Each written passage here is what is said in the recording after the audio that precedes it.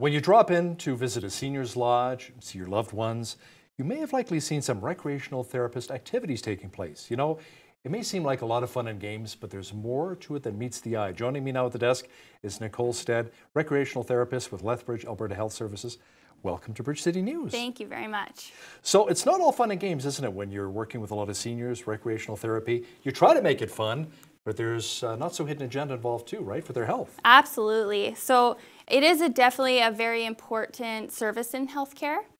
So the goal of therapeutic recreation is to work with individuals with chronic conditions and disabilities and help them to kind of have a leisure lifestyle that is satisfying for them to help to improve their function and behaviors.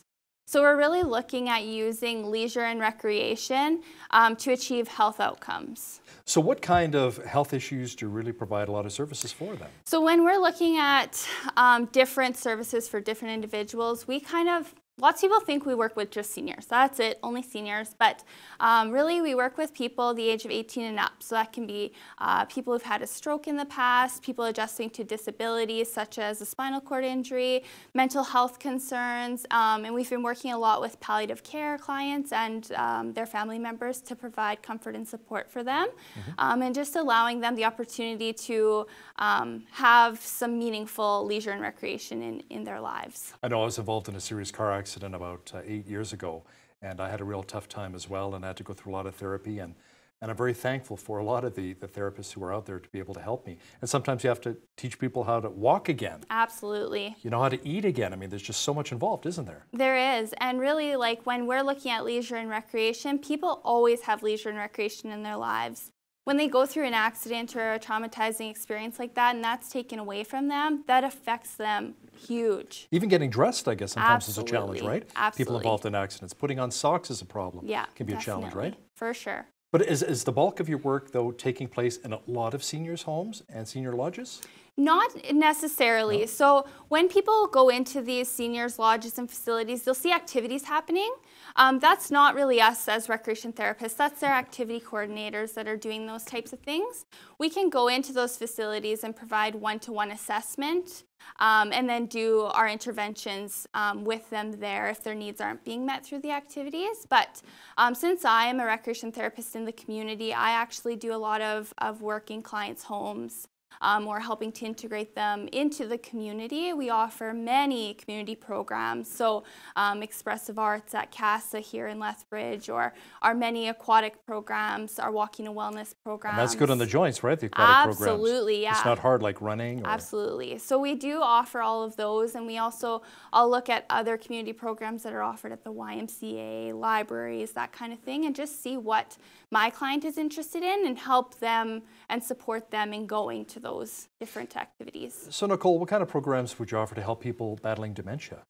So when we're looking at dementia, really what we would do is go in and do our assessment with them as we would with any client, potentially bringing the family members in to help so that we kind of can know these clients, their strengths and their past leisure interests, current leisure interests. And really what we're looking at addressing with dementia clients is a psychological need. If they have an unmet need, that's when you'll start to see some responsive behaviors and a decreased quality of life. So when we're able to really figure out what that need is, for example, say it's a need for attachment, we can go in and implement a dementia practice guideline for something like nurturing dolls, which will help to provide that attachment and relationship and ultimately reduce their responsive behaviors and increase their well-being. So how can you help with short or long-term memory loss as well? Do you have any programs available? Absolutely, yeah. So when we're looking at that, we're looking at cognitive stimulation. So we use, it's called a Fit Minds program. So it's a registered program that's evidence-based. And it focuses on different areas of cognition like language, memory, computation, critical thinking. And each session builds off of the last one. So it sounds really intense, but our clients find it really fun. And we've had some really great outcomes like increased memory. We do pre and post measures, so we kind of know how much they've grown throughout the program. They're able to increase their level of engagement and overall quality of life. Do you ever bring pets into the equation? We actually it's therapeutic, don't, right? But there is therapeutic pets, and right. You can get your pet registered actually to be a therapy pet. So make them earn their keep, earn their kibble. Absolutely, right? absolutely. Okay, I like that. Yeah, it's great. How about working with kids with disabilities? Tell me about some of the programs you offer there. So we actually only offer programs for 18 and up. Okay. So we don't work with kids. However, Young people, I guess. exactly. So if we did have a child that could benefit from recreation therapy, we would refer them to Alberta Health Services Children's Care. How about people, Nicole, who may have inappropriate behaviors or maybe self-abusive? How can you help them and their families too? Right. What kind of support that's being offered for the families? So when we think of inappropriate behaviors, the term that we use is responsive behaviors. What are some examples of that? So we see it a lot of the times in dementia clients as they are trying to kind of figure out what's going on in their head. They might have these unmet psychological needs, as I mentioned earlier, and they might be shouting out or wandering, or would they be abusive perhaps too? They could to other staff members. They can hit, sometimes they spit, that kind of thing. So spitting mad. Yeah, exactly. Right. So and you never really know. So what we do is we really like to go in and work with these clients, because what these behaviors are telling us is that they do have an unmet need, and that need, it can be met through leisure and recreation. We just have to find the right outlet. So as soon as we're able to really find that outlet and utilize that, their responsive behaviors diminish drastically or are eliminated altogether, which ultimately helps the families. If they're living in a facility, it helps the care staff and so on. How about helping people develop more social skills as well? How do you approach that with some of your clients? Definitely. So when we have people who are looking to improve their social skills, it could be because they have social anxieties, maybe they've had a prior stroke, or other health challenges that are kind of making some issues for them in social skills. What I like to do is really work with my clients one-to-one and build a trusting relationship with them. So likely what I would do is meet with them in their home a few times and allow to build that trusting relationship with them, with the end goal hopefully being some community integration. So we would make those small steps of community integration, maybe going for a walk in the park with them, something that they're familiar with, maybe going to the library. And as we kind of start getting out into the community, they'll start to feel much more confident. And not only will their social skills improve, but they'll see the other benefits that leisure and recreation can have as well. So tell me about some of the challenges, Nicole, you may have with a potential client. You really want to help, the family wants you to help, but the person may be suffering from dementia or Alzheimer's, says, I don't like her, get her out of here. Like, you must run into that too once in a while, right? Yeah, absolutely. Tell me about some of those challenges, struggles. Yeah, we do have some that's like, it's really tough to kind of overcome some of those barriers with dementias. However, we have such a wide variety of interventions that we can offer.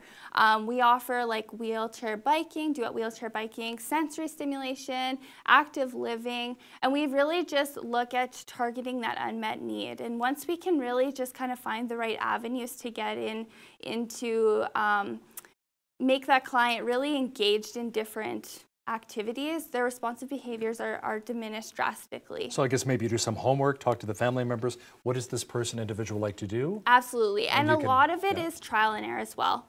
Like sometimes you don't go in on the first attempt and you know exactly what you're going to be doing and what's going to work, but it is a bit of trial and error and really learning your boundaries with your client. You kind of want your client to dictate.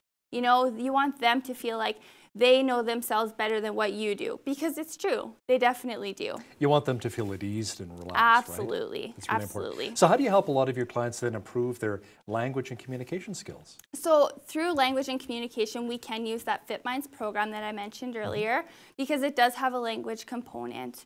Also just sharing their answers with myself, that can help with communication. Or if we implement it in a group setting, sharing with others definitely helps with their language and communication. A lot of today's society, I mean, there's a lot of pressures on us, even as we get older, a lot of pressures as well. How do you help baby boomers or those suffering from depression and anxiety, Nicole? Yeah, we do deal with a lot of people who suffer from depression and anxiety. Young people too. I mean, it's absolutely, quite common. It is common. Yeah. And there isn't really one strategy that works best. With leisure and recreation, it's so individual. It really depends on the person.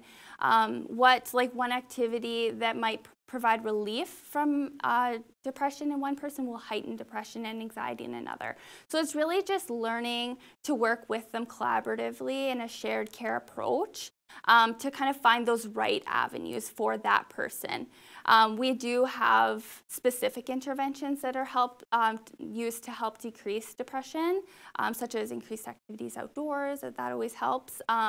Those dogs would come in handy too, those therapy dogs, exactly. Right? And our wheelchair biking intervention, it actually is it's engineered to combine a wheelchair and a bike. Oh. So it's usually used with seniors so they can ride on the bike and experience an invigorating ride while our staff actually... Like a motorbike or Harley? Yeah, well, we pedal it and they just ride. That type of we pedal it okay. and they just ride. So they're able to actually have the sights and the sounds of nature. Okay. And then once we're kind of done with our ride with them, we'll have a social reminisce group with them, and they can kind of reminisce on past memories and things about being outside in nature and bicycling. So we've seen some really great outcomes with our wheelchair biking intervention, and definitely decreased depression and anxiety in those individuals. Tell me about some of the programs you offer to help people with their self-confidence and maybe low self-esteem. Yeah, so lots of the times when I'll receive a referral for a client, if they have